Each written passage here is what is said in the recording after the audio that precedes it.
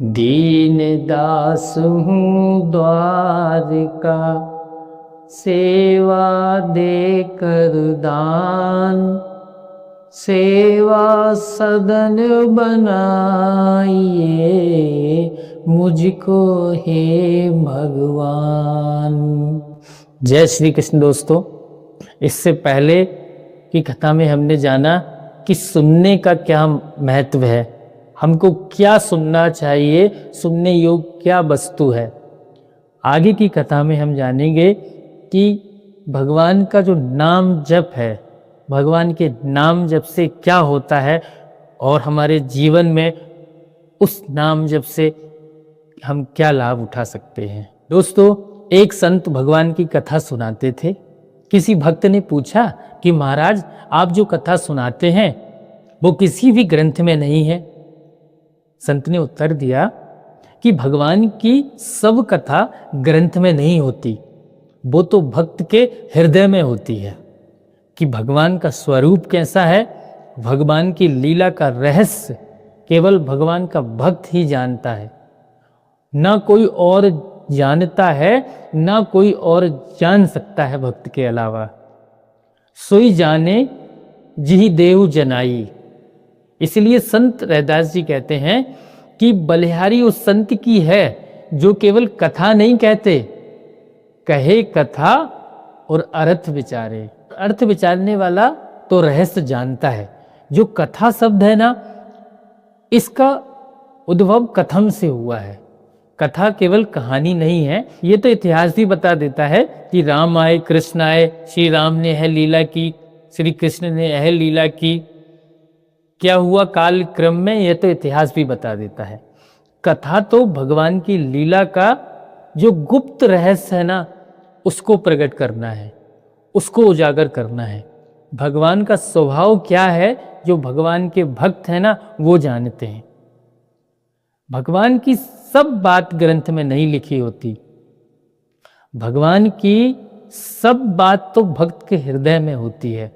और वो कैसे आती है हृदय में? जो हमसे संत कहते हैं ना कि नाम जपो, नाम जपते जपते क्या होगा, हृदय में नामी का स्वरूप का प्रकाश होगा। उस रूप के प्रकाश में प्रभु की लीला का दर्शन होता है। क्यों संत बार बार हमसे कहते हैं, भाई सारी शक्ति नाम जप में लगाओ, सब साधन छोड़कर लग जाओ, दिन रात नाम जप में लग जाओ, सांस सांस सिमरे गोविंद। लक्ष्य यही होना चाहिए हमारा कि एक भी सांस बिना नाम के ना जाए। जब हम ऐसा सोचेंगे ना कि दिन रात भजन करें, तब थोड़ा भजन होगा।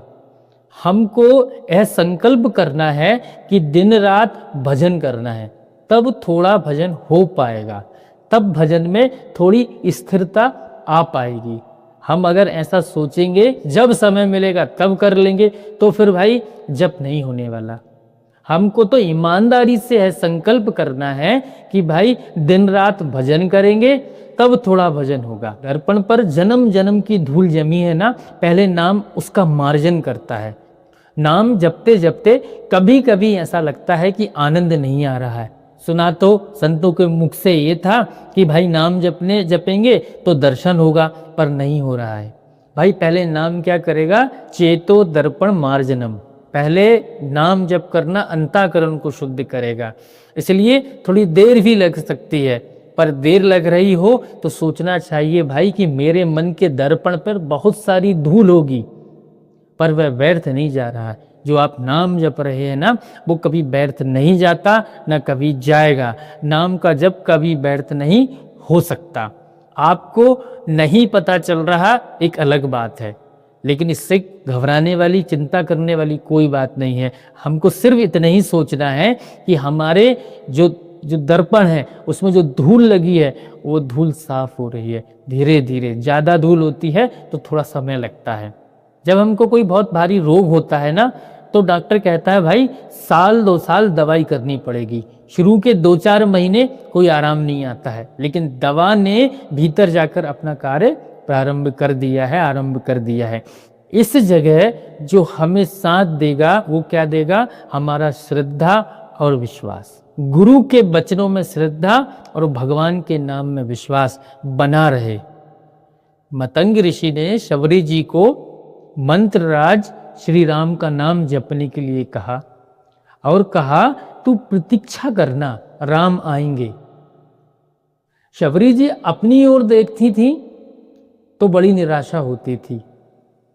स्वयं कह रही हैं, अधम ता अधम हीन में नारी, कि ही विधि स्तुति करही तिहारी। अपनी ओर देखती थी तो बड़ी निराशा होती थी, कैसे आएंगे राम, क्योंकि आसपास देखती थी तो और मन निराश हो जाता था।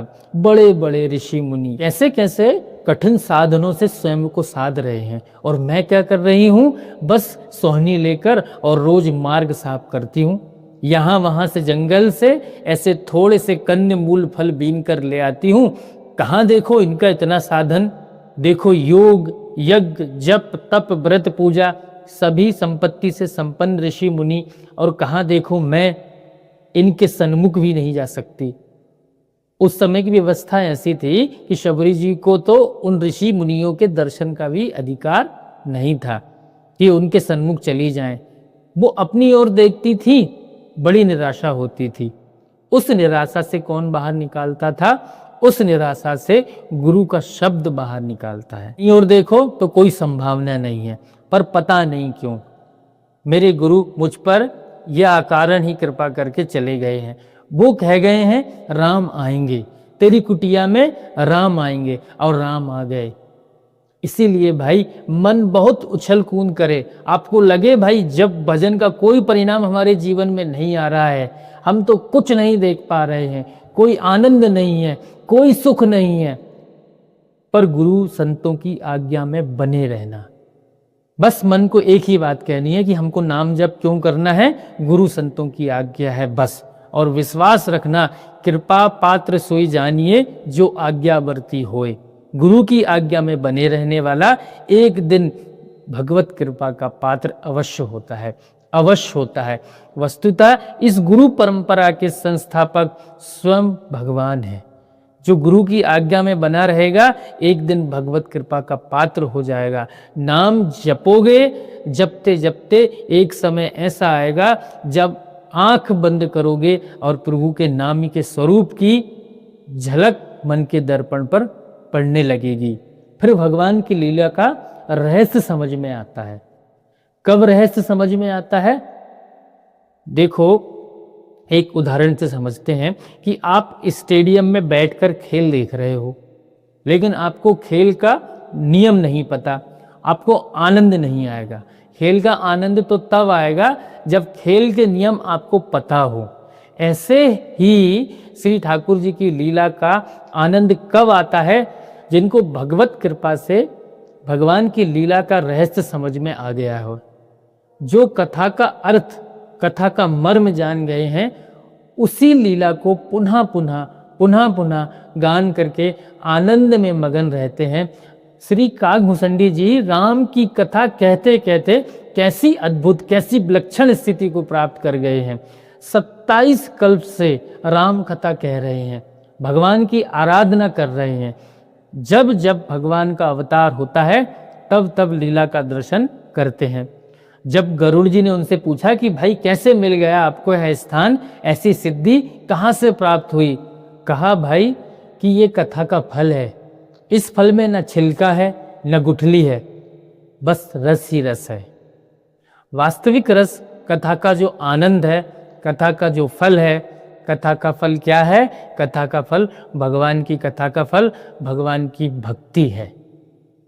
अभी हमारे जीवन में नाम तो आया है पर नाम की खुमारी नहीं आई है। संत गा रहे हैं कि नाम खुमारी नानका चढ़ी रहे दिन रात।